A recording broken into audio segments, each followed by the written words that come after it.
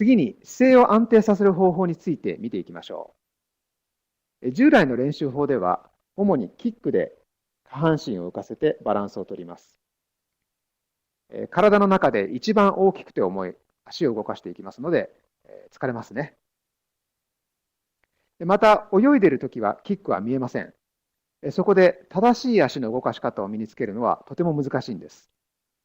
一方、TI スイムでは頭と手の位置でバランスを改善します。動かす部分がないので疲れませんし、目で見たり頭で感じたりできるので、正しくできているかが分かりやすいのです。TI スイムでは頭と手の位置で前後のバランスを改善します。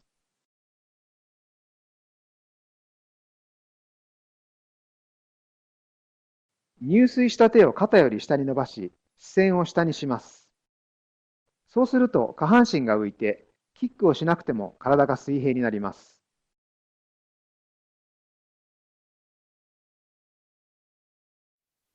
最後に推進力について見ていきましょう。従来の練習法では手のかきやキックというように手足バラバラで練習します。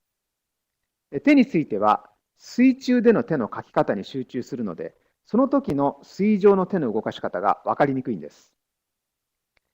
また、キックは普通キック板を使って平らな姿勢で練習します。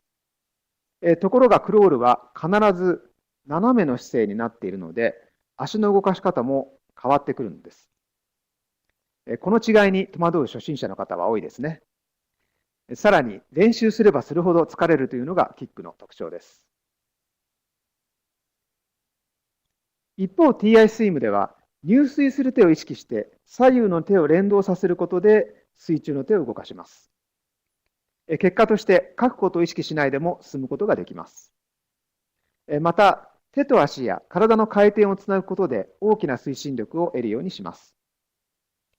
足は蹴って推進力を生み出すのではなく、素早い回転を助ける役割に変わります。このように書くことや蹴ることを意識しないので、TI スイムは楽に泳げるようになるのです。TI スイムのクロールは手で水をかいたり、足で蹴って進んでいるようには見えません。入水した手を素早く前に伸ばしたり、足のスナップで体が素早く回転することで滑るように動いています。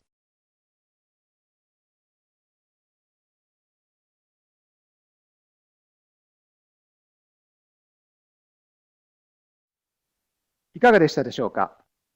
TI スイムと従来の練習法は目指すことは同じですが、アプローチが異なります。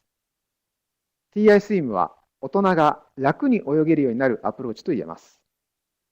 また、段階を追って部分的に練習したり、これまでの癖を取り除いたり、頭で納得してから取り組んだりといった大人に合わせた練習スタイルを取り入れているのも TI スイムの特徴です。